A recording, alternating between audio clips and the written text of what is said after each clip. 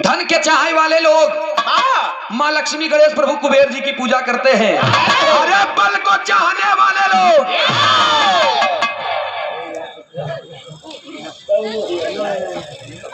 महाबली दादा वीर बजरंग बली की आराधना करते हैं। सूरज यदुवंशी प्रयागराज का है। आज मैं अपने परिवार में गा रहा हूं, एक बात मैं बताना चाहूंगा।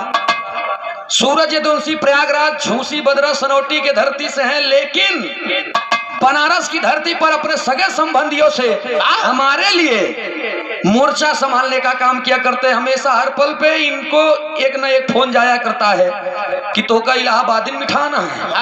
हम लोग ये बतावा लगे झूरा तो ये तू इलाहाबाद से ले बता, तब इन लोगों का जवाब होता है। एक तरफ से सूरज यदुवंशी मेरे धर्म का भाई, और एक तरफ आप लग लीजिए बिरहा का हर मंच आपके माध्यम से मिला करता है। कई मंच वहां पे हमने गाया आपके माध्यम से, हमारे हृदय के कर जाए। 2 मिनट के मतलब है कि बदरा से खाली सनौटी आई जा। आज गाय ले, अगर काल बनारस बिहार रही तब कैसे कर भाई जैसे नौसिखिया। अच्छा ठीक बा, लेकिन हम गवैया बजवैया पढ़वैया लिखवैया और दारू के पियवैया ओके कर पूजा करत हिन बात चखना के अच्छी खाना ना मिला तब नमक चाट के काम चला रहे तोहरी की नहीं रहू जही पता रही के। और ये बिरहा के बड़े ही शानदार कलाकार, उम्र ये छोट बाबा की है, उम्र में 20-22 चेला तैयार हो गया हमारा। अंकित अकेला हनुमानगंज फतुहा की धरती से, ये सुंदर पंखुड़ियों से गुथा हुआ फूलों का हार, और साथ में बहु से माया का पुरस्कार। ये पुरस्कार नहीं है, मेरे छोटे अनुजों का प्यार है, दुलार है। आप लोगों को बार बार नमन व प्रणाम व माता रानी करे, हर मोड़ पे तरक्की मिले, जहां रहा खुश रहा आबाद रहा। हमारी शुभकामनाएं आपके साथ में। लेकिन हम गवैया बजवैया पढ़वैया लिखवैया महाआदि शक्ति जगत ज्योति जगदम्बा के शेड़ों में जाकर के एक लाइन अर्ज किया करते हैं। अब मास्टर साहब एक लाइन बजा के तो हेलो हेलो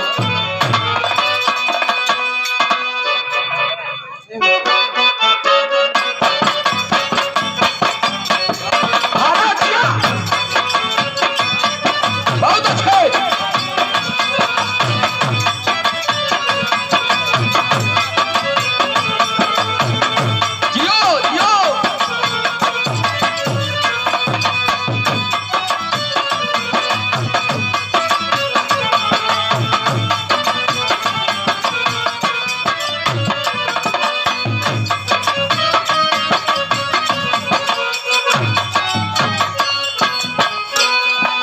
अक्सर हमें सुनने को ये मिलता था, अखाड़ा हमारा जनाब श्री जुगनू हैदर अली जुगनू जी का है, लेकिन हमारे प्रयागराज में ककारा अधर बंदिश छंद डमरू बंद जंजीरा सीधा पलट चक्रव्यूह मंडल ये सब चीज की खेती होती। हम नहीं गाते थे, ये जान करके कलाकारों का सम्मान करना हमारा फर्ज है। हमार वंदना के लाइन में वंदना हमार अधर से मिली। अधर मतलब कि होठ से होठ न बंद हुई, होठ से होठ जुटबे न करी, और ककारा लागा बा, ककारा के साथ एक अक्षर और आगे कमान की तरह काम करी। हमारा एक पहले एक लाइन तरज की लाइन में देखा, ये गुड़ चीज है कैसे।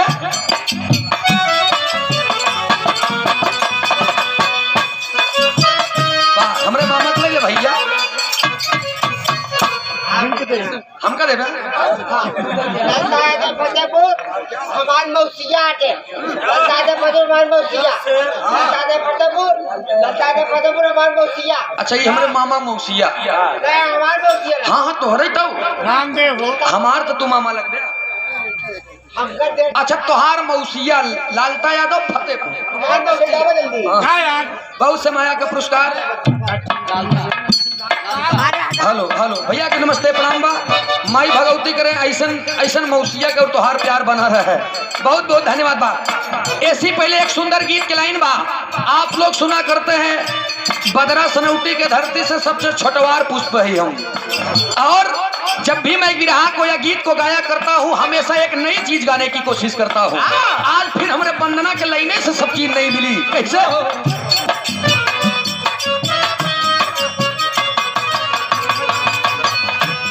और ये बंटी यादव बहुत से माया का पुरस्कार। भैया के नमस्ते व प्रणाम बा। ये गीत बाबू दादा राम कैलाश जी गाया करते थे। कैसे गावे मास्टर साहब, कोनो मेहरारू अपने पति से रूठल रहे, दो चार दिन रूठी रही मन से धुआ मनाए। जब नहीं मानी मौका पायस जब मन से धुआ, जब उर उठ गया तो मनौते बीता बेचारी मेहरारू के। जब एक आध हफ्ता बीत गया तब मेहरारुआ अपने मन से धुआ कहा बस सुना कहन तू मनावत है हम मान जाई थी, लेकिन हम मनाई थी तू नहीं मनते, कैसे मनब्या पूछत है कैसे।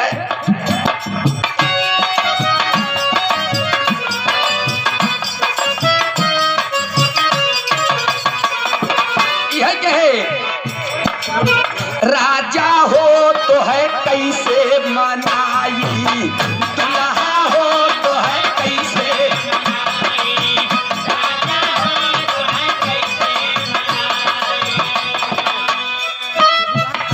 ले जा आई जा। कहे रतिया नींद लागे आवे ना यौहाई, गुस्सान रहा क्या रतिया नींद लागे आवे ना यौहाई, दुल्हा हो तो है कैसे मनाई, सैया हो तो है कैसे मनाई।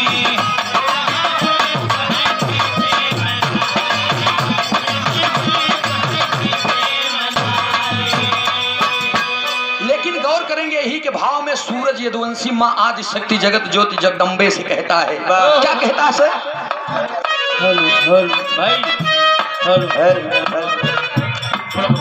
रक्त के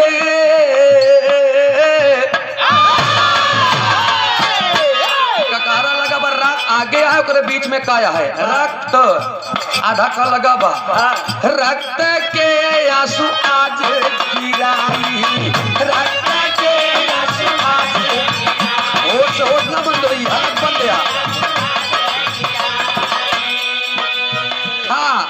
राखा लाज आज जननी कहाई, रात अब खा राखा लाज आज जननी कहाई, रक्त के आंसू आज गिराई, रक्त के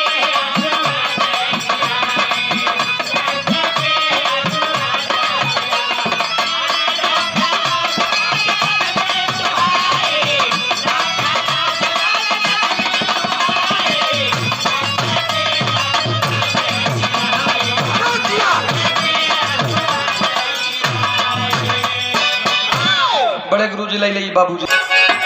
कहे राग रगनिया के रंगदार कैलू, राग रगनिया के रंगदार कैलू,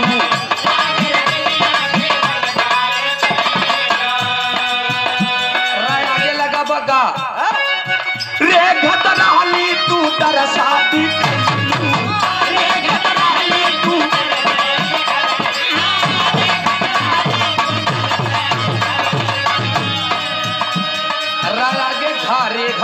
अंगा रंगा रंग दे तू कविता गवाई, रंगा रंग दे तू कविता गवाई, रक्त के आंसू रक्त के आंसू यार के मामा बहुत उन्नत परम भाई से आशीर्वाद बना रहे।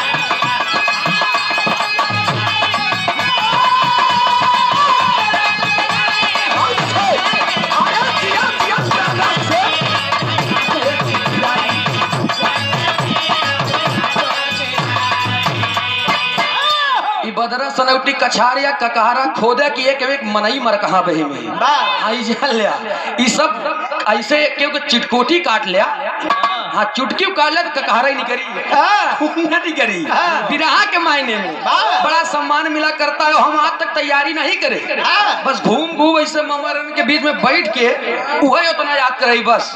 अंगा आए तो रंगा रंग देती हूँ कविता गवाई, रक्त के आंसू आज गिराई, माँ चाहे तो दरिया को समंदर बना दे, अरे माँ चाहे तो दरिया को समंदर बना दे, छोटे से कलाकार को कलंदर बना दे, मेरे मैया में वो तासीर है यारो जिसे चाहे उसे मुकद्दर का सिकंदर बना दे।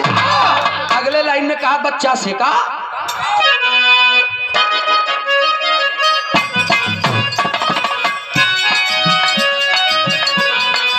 रच के दरिया से जिया धुधु आई है, रच के दरिया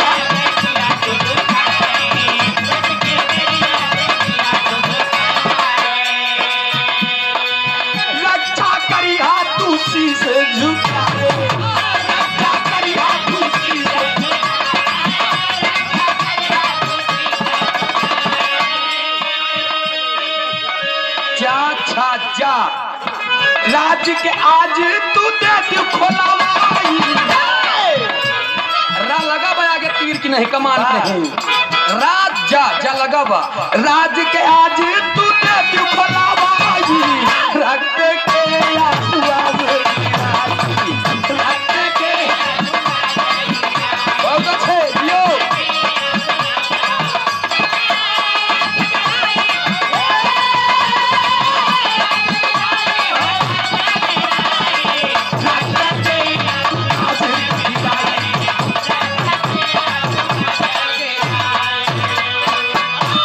ताज के आज तू देती खोलवाई रक्त के आंसू आज गिराई।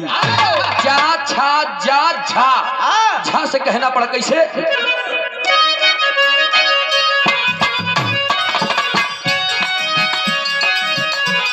ककहरा के साथ रा ना छोड़ी कहना पड़ा कैसे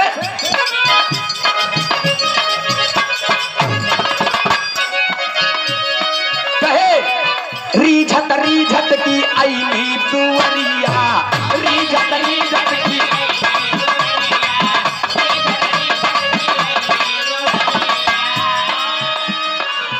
रेई के हथवा से हार के डगरिया। रेई के हथवा से हार के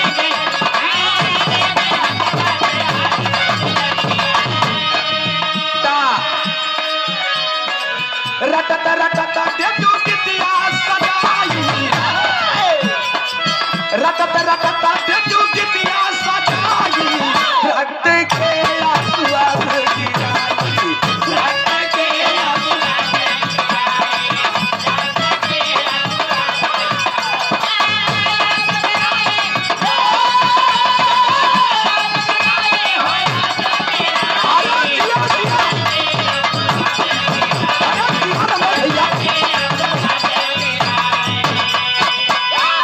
रटत रटत देतू गितिया सजाई।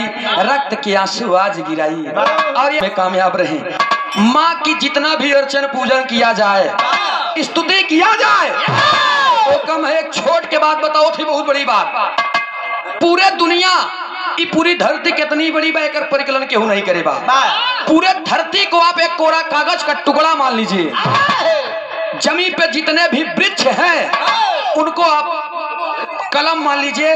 समंदर के पानी को स्याही मान लीजिए। फिर भी माँ की गाथाओं को लिखेंगे तो ये धरती ये पेड़ और पानी कम पड़ जाएगा दोस्त। अगले हम लास्ट लाइन में लड़का अपने खानदान अपने परिवार के परिचय बताओ। वहीं से ककहरा आधार बंद करत बा। कहे कि हमरे बाबूजी के नाम अगर भुल्लूर दादा बा तो उनकर नाम है सुल्लूर तो कहीं न पाऊ। नाम उनकर जौन बदू है रही। हमारे जितना अखाड़े में जितना जने नाम बा राम आधार वो हमका लगे ककहरा में है आधार में है ये नहीं है। आधार के मतलब या पा फा बा भा मा औबई न करे। कहना पड़ा कैसे तेवे गुरु घराने के परिचय में कहना पड़ा।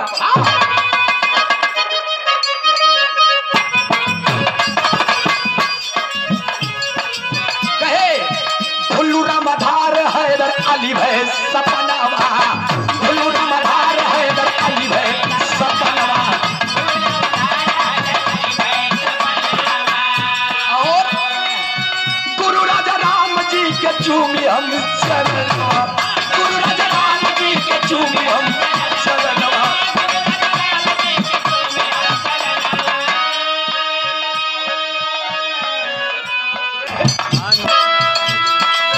सूरज भोजराज के विजयी बनाई। अरे सूरज भोजराज के विजयी बनाई। रक्त के आंसू आज